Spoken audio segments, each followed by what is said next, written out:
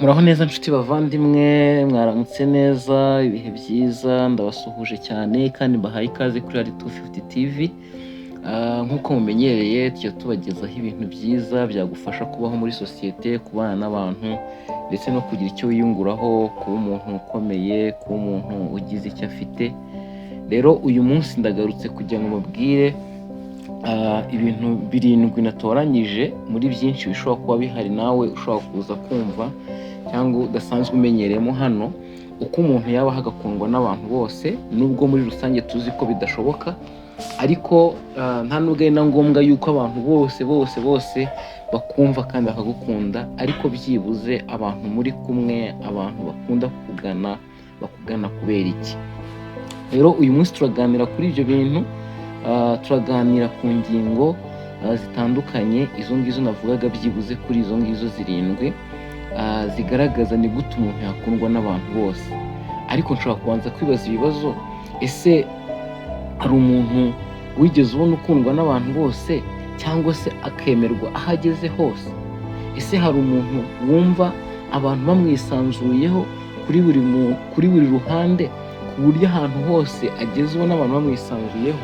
Ese hari umuntu wabonye wifuza kuganirwa n'abantu bose cyangwa se kuganirizwa n'abantu bose? Niba uwo muntu amuzi, andika muri comment iti ngenda muzi. Ni gute rero? Ni gute bishobora gutuma ukundwa, cyangwa se n'iki gishobora gutuma ukundwa? Ese bishobora guterwa n'amafaranga, cyangwa se guterwa n'uko uwo muntu ari umuyobozi, cyangwa bishobora guterwa n'isura nziza afite, ubwiza bwe n'ibindi bitandukanye? Ariko nshaka kubwira igisubizo nkubwira ngo oya, ntabwo ari ibyo ngibyo bibitera, kuko ari ibyo bibitera.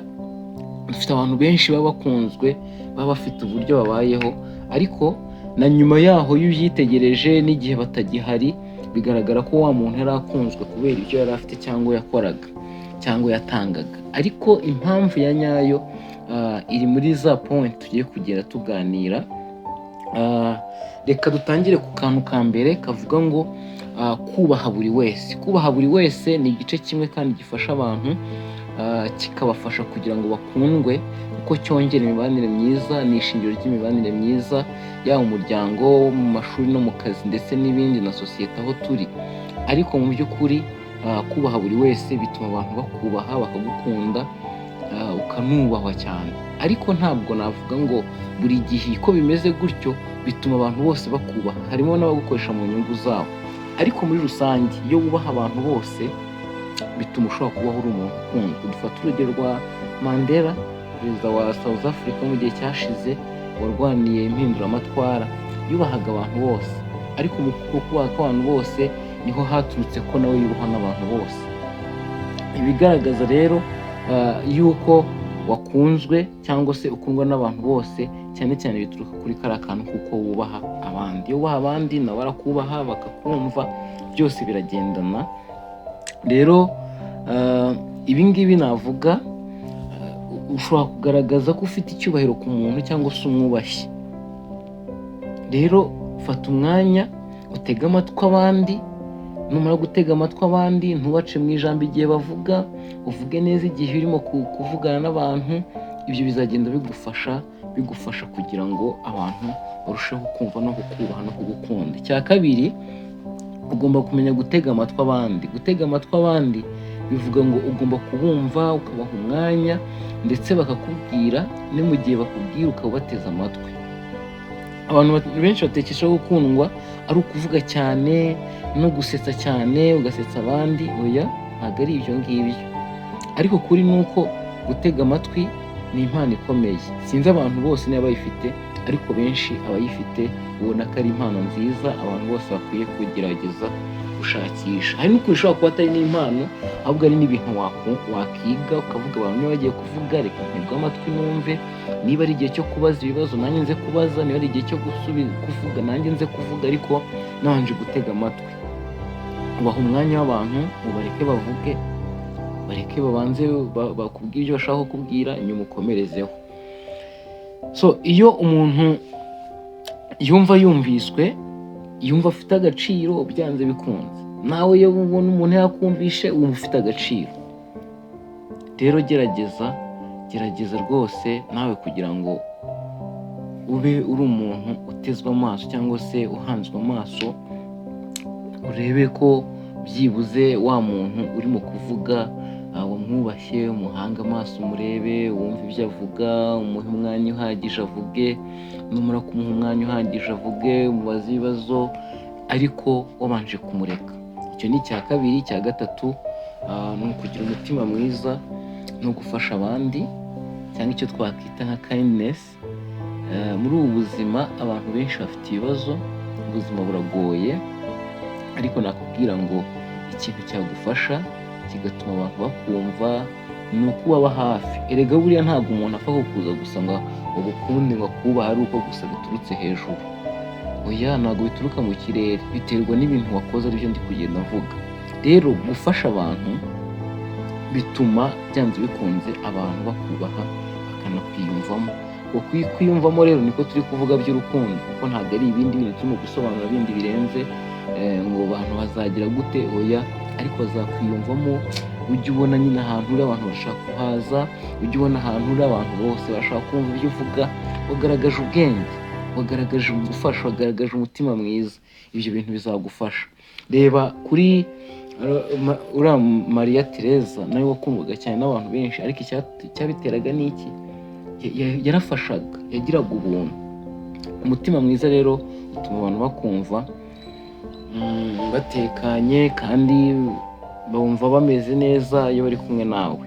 Ikintu cya kane, ugomba kwigenga mu marangamutima, cyangwa se nivuze kwigenga mu marangamutima ni ukuyagenga, ni ukuyakontorora.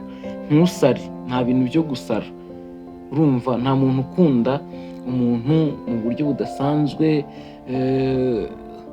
ariko iyo uri kumwe n'abantu ugakontorora amarangamutima yawe, nturakare buri kanya, ukumva abandi, ntubatuke, ugahorana amahame meza agufasha. Urumva ayo marangamutima ari muri wowe, aturuka muri wowe, iyo ubashije kuyagenga biragufasha. Rero kuyagenzura birafasha, kandi ntabwo ari ukuyagenzura gusa muri bya bintu muri kubana n'abantu benshi, ahubwo niyo urimo kuvuga kuri public speak cyangwa se kumva ku biganiro bya bindi biguhuza n'abantu benshi, bisaba yuko ubanza kumva bano bantu bakeneye iki, ukagenzura amarangamutima. Dufata urugero nka Paul Kagame, perezida w'u Rwanda, azi kugenzura amarangamutima y'abantu ku buryo amenya igihe cyo kuvuga ibintu runaka. Rero mbere yuko usubiza, banza ufate umwanya utekereze, banza uhumeke gato utekereze neza, banza wumve utekereje ni iki kigiye gukurikiraho. Ibi bintu ngiye kuvuga biragira ihe ngaruka. Gutekereza no gufata amarangamutima yawe ukayashyira ku murongo ni byiza. Ntabwo muzi se abantu bajya barwana bakanahangana kubera amarangamutima yabo, ariko nyuma bakicuza. Nshobora ndi gukora ikiganiro cy'ukuntu umuntu yicuza kubera ibyo yakoze. Rero kudakontorora amarangamutima yawe, ibyo ngibyo nabyo bikubera ikibazo. Ikintu cya gatanu cy'ingenzi cyane cyananiye abantu benshi, kuba uwo uri we. Abantu muri iyi si bananiwe kuba bo bari bo. Nta na rimwe umuntu aba ashaka kumva atuje kubera yuko afite ubuzima runaka, ahubwo agerageza gufata utundi tuntu agasigiriza, agashyiraho utundi ku ruhande, agashyiraho utundi ku ruhande, kubera yuko ashaka kugira ngo yerekane urundi ruhande. Mbega abantu bashaka kubaho berekana urundi ruhande atari rwa rundi rwabo. Ibi bisobanura iki rero? Bisobanura ko bizakugora, uzanavunika. Noneho abazajya bakureba, bamwe bazajya banabivumbura, usanga batuye umuntu nta kintu kirimo, uyu muntu ni fake, ariko buburiwe rwose, buburiwe. Ntabwo bisaba yuko abantu bose bari buze kuvuga ngo uyu muntu ngo ni umukire kugira ngo bamukunde. Oya, nta nubwo bari buze kuvuga ngo uyu muntu afite amafaranga kugira ngo bakwemere. Oya, ahubwo bya bindi twavugaga hejuru, karagita, uko uteye, ubumuntu bwawe, uko uha umwanya abandi, ibyo bintu biraza gutuma abantu bakwitaho. Niba yerekana utari we rero biragoranye. Aha ngaha ho rwose nicyo kibazo dufite muri iki gihe. Rero nagusaba kugira ngo ube uriwe mu bunyangamugayo, mu magambo uvuga, ndetse uvugisha ukuri, ntubeshye abantu kugira ngo babone yuko hari uburyo ugaragara cyangwa urenze. Hari hari abantu benshi binginga kugira ngo babone yuko rwose bari mu murongo mwiza, ugashaka kwambara ibintu bya impression abantu ngo babone ko urenze. Oya, ntabwo kuba urenze ari uko wambaye ibirenze, ahubwo n'uwo uri we, ni za character turi kuvuga, ni ya mibereho urimo kuvuga. Niba wakoze ikosa ryemere. Abantu dufite defo yuko abantu batemera ikosa. Emera ikosa ryo wakoze, unarisabira imbabazi, ubundi ukomezanye n'abantu. Nta kintu abantu muzapfa, kuko iyo umuntu amaze gukora ikosa akaryanga, abantu si ubwo bagukunda bate, bakwiyumvamo bate? Ntabwo bishoboka.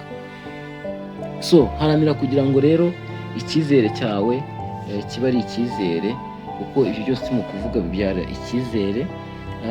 Icya gatandatu, irinda amazimwe no kuvuga abandi nabi, imvugo mbi. Abantu benshi kuki bakunda kuvuga abandi, ariko ujye ubanza utekereze mbere yuko wowe wabasha kubivuga ibyo bintu, uvuge ngo ariko ibi bintu ngiye kuvuga, ndamutse nsabwe kongera kubivuga mu ruhame rw'abantu nabisubiramo. Ese ibi bintu byaba birimo kumfasha?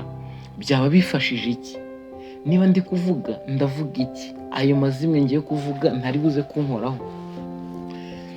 Rero iyo urimo kuvuga abandi nabi, bituma bagutakariza icyizere, bituma bagutinya, ntibongere kwisanzura, bituma batongera kukwitaho, nta nubwo bashaka kuba bari kumwe nawe. Aho rero biragusaba ko uvuga ibyubaka, biragusaba ko uvuga ibyatanga ibisubizo mu bantu, biragusaba ko uvuga ibishishikariza abandi kugira neza no gukora neza, ndetse no kubereka ibyiza. Byanze bikunze, iyo uvuga neza, ukavuga wabanje gutekereza, ukavuga ibintu by'ingenzi, utavuga amazimwe, utavuga ibitari bibi ku bandi, abantu ntabwo bura kukwiyumvamo. Wabonye umuntu ubika ibanga ry'umuntu, abantu bose baramwumva, kuko nyine ababikira ibanga. Ikintu umuntu akugejejeho ntabwo ukirekura uko ubonye, ahubwo uragifata kikagufasha, nawe kikamufasha, ukamugira inama, ukaba nawe ukamufasha, ukamukomeza. Ibyo rero birafasha cyane. Ikintu cya nyuma aricyo cya karindwi, nyuma yo kuvuga bya bindi byose bitandatu, noneho ndashaka kukubwira ngo garagaza akanyamuneza, seka, cyangwa se ugaragaza ibyishimo mu bandi. Uri wabona umuntu uri kumwe n'abandi ukajya ubona ahora ameze nk'intare, ahekenya amenyo, nta na rimwe wabona atuje, ibi bintu ni bibi cyane. Ibi bituma abantu babona rwose nta muntu wakwizera, bahora babona uri umunyamujinya, bihora bituma babona uri umuntu udasobanutse, utari umwizerwa, hari ikindi kintu uhishanye, hari akandi kantu ka kamere kakurimo. Ntabwo bishoboka rwose ko abantu bashobora kukwizera. Ariko ugaragaza akanyamuneza, ugaragaza ibyishimo, useke, umwenyura. Si ngombwa ngo ukwenuke, oya, nabyo ntabwo ari byiza, ariko seka, umwenyura, wereka abandi ibyishimo. Abantu bose bazakwishimira, kuko muri wowe hari guturuka ikintu abantu bose bashaka. Muri wowe hari guturuka ikintu abantu bose bumva bakeneye. Rero tunganya uburyo ugaragaramo imbere y'abandi. Rero ndimo kugana ku musozo, nagira ngo mbasabe kandi duhurire ku bintu by'ingenzi, kugira ngo umuntu wese akundwe, ndetse akundwe na bose. Nubwo atari umuntu ku muntu wese wagukunda atari ngombwa, ariko gerageza wubaha abandi, gerageza ubatege amatwi, kandi ugaragaza umutima mwiza. Kandi gerageza nanone bijyanye n'ibindi kuvuga, urebe amarangamutima yawe, uyagenzure. Reba kandi wongere ube uwuriwe. Nanone irinda amazimwe no kuvuga nabi abantu, ibyo bintu bizagufasha. Garagaza akanyamuneza, wishime mu bantu. Ibi bintu nubikora ukabishobora, 100% tuzabana neza.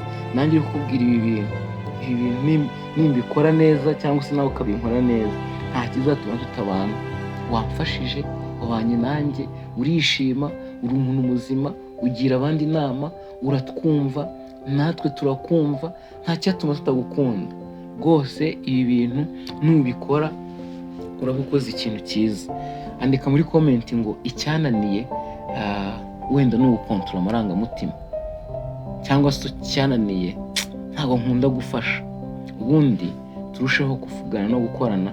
Nibiba ngombwa unyandikire muri comment, ubundi tuvugane rwose umuntu ushobora kugufasha kugera kuri ibi bintu.